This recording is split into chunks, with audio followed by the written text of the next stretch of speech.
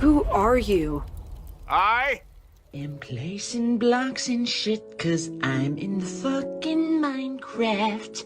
What is going on, guys? Rogue TCG here, Bird of the Yugioh TCG deck profile you voted last week, and I'm bringing the remainders of the decks to you today. Here is going to be Cubic. Now, this deck, I think, is really cool. I have a history with this deck. When I first started playing in a really competitive manner in about 2018, there was someone at my locals who just played Cubic a fuck ton, and I lost. I lost a lot to this person, and Cubic aren't even good. I knew they weren't even good at the time, but I'm like, how the fuck am I losing? So I wanted to bring this deck to y'all today. Here is Cubic. Now, it's changed a lot in the couple years. It got two support cards, Dharma and Ascension, I guess, and then two other support cards that are kind of support, being Illusion of Chaos and Magician Souls. So I wanted to see what I was able to brew with Cubic. Now, keep in mind, I want to let you all know, this deck is not necessarily that good. It really ain't that good. I did try to make it good, as you can see at the latter half of the deck. I really tried, and I wanted to try and take advantage of some synergies that the deck had as well. So that's why those are here today, and I'm going to explain it when we get to it. But that's enough yapping about the overall deck profile. Let's go to the card by card. Now, Cubic are an archetype that they want to be sending their spells and traps to the graveyard, because they'll all have beneficial graveyard effects for the most part. Like Karma will be basically a reinforcement of the army that isn't a once per turn. Wave is a card that allows you to put Cubic counters on something by banishing cards, and Cubic counters basically will just negate the effects of monsters that have Cubic counters and they can't attack. So it's kind of like a Fiendish Chain, anything that has a Cubic counter. And then all the other cards will also have graveyard effects, and we'll get to them once we get to them. So now that you know what the deck can do, let's go through the card by card. Starting off, we're on triple Duza, the Meteor Cubic Vessel. I know it says OCG on here. This is the OCG and TCG one. Like, for some reason, it's not showing the Duza that's on the TCG on Yu-Gi-Oh! Omega, so I'm just going to show you the OCG one. They practically do the same thing. This card reads, if it's normal or special, we can send a Cubic card from our deck to the graveyard, and then once per turn during either player's turn, if a monster was sent to the graveyard this turn, while this card is face up on the field, you can make this card gain 200 attack for each monster with a different name in your graveyard until the end of the turn. Now, the main effect is on summon, it dumps a Cubic card from deck to graveyard, which basically allows us to get any of our Cubic spells in the graveyard and online, which is really great, so we are able to repeatedly get access to those. The attack gain effect typically isn't too relevant, although in theory it could get Duza quite large and over some like critical numbers that it needs to get over. So in theory the attack gain is cool, but in practice it's not really going to be doing all too much. Next is going to be our win condition. We're on triple Cubic Nova, the Dark Cubic Lord. It is a level 10 fiend. It is a dark, cannot be normal summon, must be special summon from your hand by revealing 3 other Cubic monsters in your hands with different names, and cannot be special summoned by other ways. Sorry, not monsters, Cubic cards, keep that in mind. It's unaffected by other monsters' activated effects whose original attack are 3,000 or less. When this attacking monster destroys a monster by battle, you can activate this effect. This card can make it a second attack during the battle phase. During the end phase, each player takes 3k damage. You can only use this effect of Crimson Nova, the Dark Cubic Lord, once per turn. Now, this is one of the few cards Konami has printed that's even like remotely recent that allows you to actually perform a draw state with your opponent, which is very funny. Since both players will take the 3k at the same time, if both players just so happen to be able to die from the 3k, that initializes a draw, and you can draw the game and move on to your game 3 or game 4 or whatever. And in theory, you could draw infinitely with this deck if you play it right, which is very funny. So we are on triple Crimson Nova. Keep in mind, Crimson Nova can reveal a different Crimson Nova in order to summon itself, and the summon isn't once per turn, so as long as we have Cubics in hand and Crimson Novas to slap on the board, we are able to just keep doing it. So this is our main win condition, and how we are planning on winning the game is by summoning one or multiple Crimson Nova, the Dark Cubic Lords, smacking our opponents really fucking hard, and then burning them for the rest at the end of the turn. We're also on 3 V-Jam, the Cubic Seed. It is a level 1 Dark Fiend, 0/0. Keep that in mind. Cannot be destroyed by battle. At the end of the damage step, if this card battled an opponent's monster, you can place this card face up in your spell and trap zone as a continuous spell, and if you do place one Cubic counter on that opponent's monster with Cubic counters cannot attack, and negate their effects. If this card is treated as a continuous spell by this effect during your main phase, you can special summon this card from your spell and trap zone. So they're kind of like crystal beasts, kind of, where like each of them have like a carbuncle-like effect where they can just summon themselves out from the back row. It's pretty much exactly VJam, since this is one of the only cubic monsters we are actually playing. You can see we're playing very few cubic monsters in this deck, just because all the cubic monsters are really bad for the most part. So we're pretty much only playing VJam. This card's pretty useful. It can like help us in certain game states, but we do have cards that specifically mention VJam, which is why we are playing 3 of it. Otherwise, this is just a good like stun card, I guess. I mean, in reality, it's just an Arcana Force of the Fool. So, you know, do with that what you will. It can be good against Tempai, I guess, until they change it to attack position. But, you know, do with that information what you will. But the other reason is because it is a 0 attack, 0 defense Dark Fiend, which we are able to use for the summoning requirement of Phantom of Yubel, where we can search it from deck to hand with a card like Nightmare Throne. So we are able to utilize our VJams not only in the cubic portion of our deck, but also in the Yubel portion of the deck, which we plan on doing after we do our cubic plays. I mean, or before. We can do it either or. It doesn't really matter. Yubel is a lot better than cubic is, to be completely honest. And then our last cubic monster is Endora Doomvolt, the Cubic Emperor. Now we can actually get like a litmus test for how good the other cubic monsters are, so please take this card as reference to how like viable the other ones are. Cannot be normal summoned or set, must be special summoned from your hand by sending 3 cubic monsters you control to the graveyard. It cannot be special summoned by other ways. If summoned this way, this card gains 2400 attack. If this card is special summoned from the hand, inflict 800 damage to your opponent. If this card in your possession is sent to the graveyard by your opponent's card, battle, or card effect, it can target 3 cubic monsters in your graveyard, special summon them, and then you can add 1 cubic card from your deck or graveyard to your hand. Now, are we ever going to be summoning this the legit way? No. This is just a card in here that is a target for a unification of the cubic lords, which we'll mention too when we get to it. But that's it for our cubic monsters. Now let's cover our cubic spells and traps, which are a lot better than the monsters for the most part. Starting off, we're on 2 copies of Cubic Dharma. It's a continuous spell. You can take no battle damage from attacks involving your cubic monsters. This is why VJam is pretty alright against Tempai if they can't read. They can only use the following effects of Cubic Dharma once per turn. During your main phase, you can either send 1 cubic card from your hand to the graveyard, and if you do, draw 1 card. Or you can banish this card from your graveyard, target a cubic monster in your graveyard, and add it to your hand. Now, keep in mind, we can use both of the effects in the turn. If we have 1 on field and 1 in grave, or if we have the 1 on field, we use it on field and then send it to grave somehow, we are able to use it in grave and on field, so we are able to utilize the full effect of Cubic Dharma, because both effects are quite good, allowing you to cycle a card in hand in order to draw a card, and then also being able to add back a cubic card from your graveyard, basically allowing you to go +1 overall, like in general. So it's a pretty alright card. Again, it allows us to grab a cubic monster from our graveyard to our hand, so it can allow us to grab Duzas back, VJams back, whatever. We just need names for Crimson Nova. Next is probably one of the best cards in the deck. It's 3 copies of Cubic Karma. When this card is activated, we can target a cubic monster we control, except for VJam, send any number of VJam from our hand and or deck to the graveyard, then that monster gets 800 attack for each, even if this card leaves the field. So this is our way to dump just 3 VJams from our deck to the graveyard, like instantly, and basically fuel our Yubel pretty nice and easily. It also has the effect, during your opponent's turn, if a VJM, the cubic seed, is special summoned by the effect of a cubic monster, send this card to the graveyard, and if you do, half your opponent's life points. Also a good effect, especially for planning on OTKing our opponent. And then the last effect is the main reason we're playing it. You can banish this card from your graveyard, add 1 cubic monster from your deck to your hand. Now, none of those effects have a once per turn anywhere on them, so basically the whole point of this card is like, yes, we can do the dump 3 VJam thing. Yes, of course we can. We can do the thing where we're able to send this to the graveyard and have your opponent's life points. Yes, of course. But the main thing this is in here for is to be able to send it to the graveyard off of a variety of different effects. Primarily, it's going to be Duza or Magician Souls, and getting the benefit off of the Magician Souls or just dumping it off the Duza, and then also activating this later to banish it and add a cubic card from our deck to our hand. It's a monster, of course, so we can't add any of the spell traps, but adding a cubic monster from deck to hand means we're basically adding Crimson Nova, Duza, VJam, or Endora Doom, and that's why we are playing the Endora Doom, is just so we have a number of different cubic monster names that we're able to access just for the name count for our Crimson Nova. Next, we're on 3 copies of Cubic Wave. You could also play 2 copies of this card. It's up in the air. It's depending on what you want to do. This card allows us to OTK a lot easier. This card reads, you can target one cubic monster you control and one face-up monster your opponent controls. The attack of that monster you control becomes double its current attack, and if it does, the attack of that monster your opponent controls become half its current attack.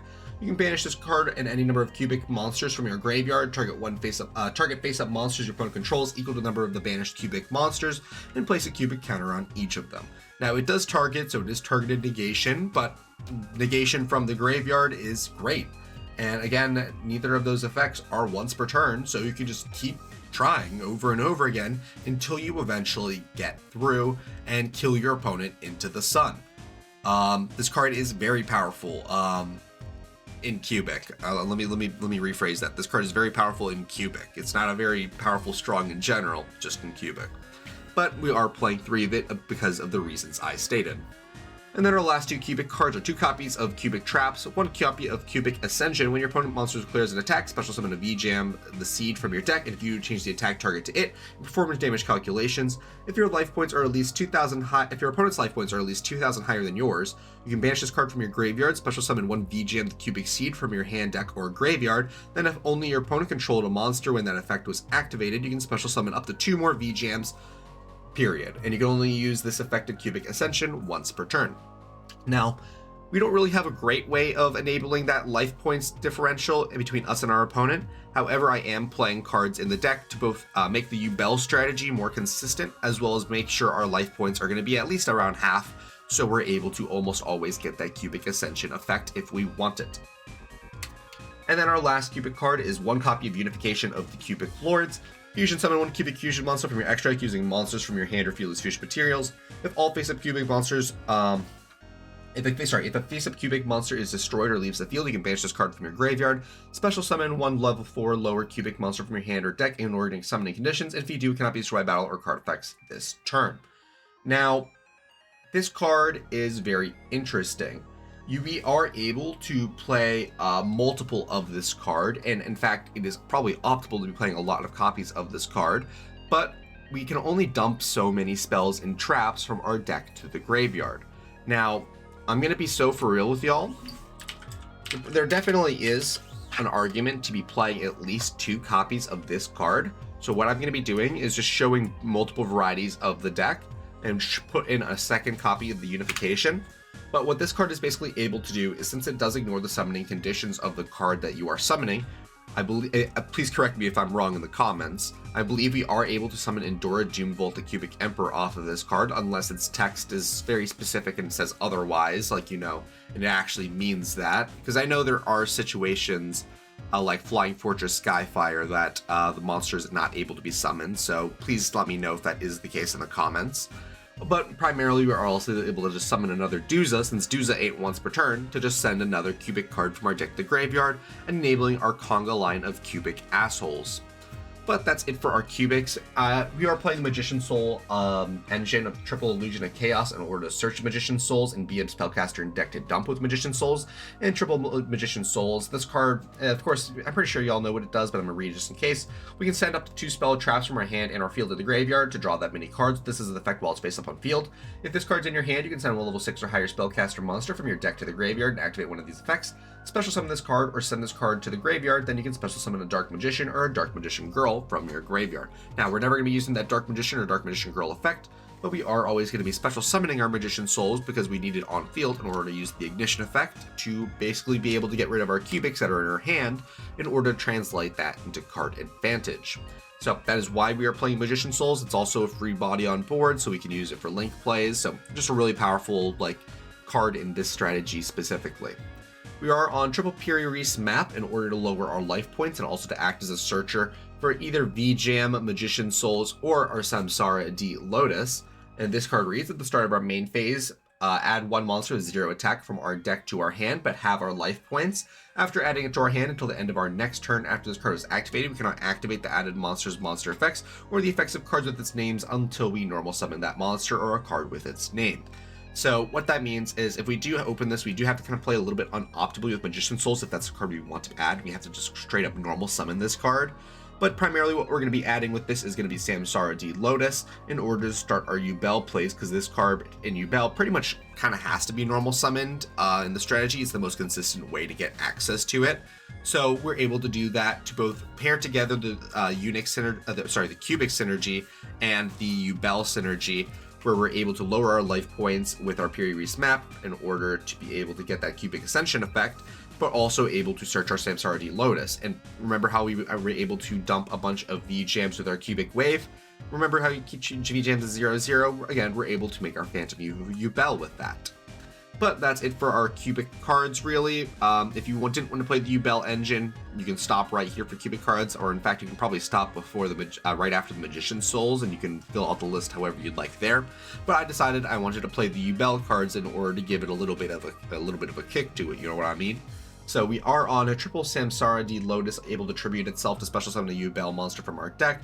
During our opponent's turn, when the monster's effect is activated, we control a Yubel, just the normal Yubel. Quick effect, we contribute this card. The activated effect becomes destroy Yubel monster on the field. During our end phase, if we summon specifically the Yubel, and this card is in the graveyard, you can add this card from our hand or special summon it from the graveyard. And each of those effects are a once per turn, but a soft once per turn at that. Or not a soft once per turn, once per turn per game. So we're able to use multiple effects, but we are only locked into using one effect per turn via Samsara D Lotus, if that makes sense. Sorry, I kind of fucked that one up a little bit. We are of course on one gruesome grave squirmer, able to summon itself from our hand if we control a fiend monster. Fiend monsters being Crimson Nova and V-Jam. Notably, the cubics are all pretty much different types, like Dew's is a machine and Endora is a fairy, but the ones that are consistent are Crimson Nova and V-Jam, the one we are playing the most of because they are fiends. We are playing the Gruesome Grave Squirmer. It also allows us to special summon a fiend with 0 tag and 0 defense from our hand or graveyard, except for itself, allowing us to get easy chumpies with V-Jam. We're on a double Spirit of Yubel, 1 copy of normal Yubel, and 1 copy of Yubel Terror Incarnate. 1 copy of Nightmare Pain in order to pair with our Spirit of Yubel, triple copies of Nightmare Throne, plus the 4th copy of Nightmare Terraforming, and then we are playing the Unchained card, so we are playing 1 Sharvara and 1 Abominable Chamber of the Unchained. I don't mean to interrupt the video, but I do just want to give you all guys a heads up.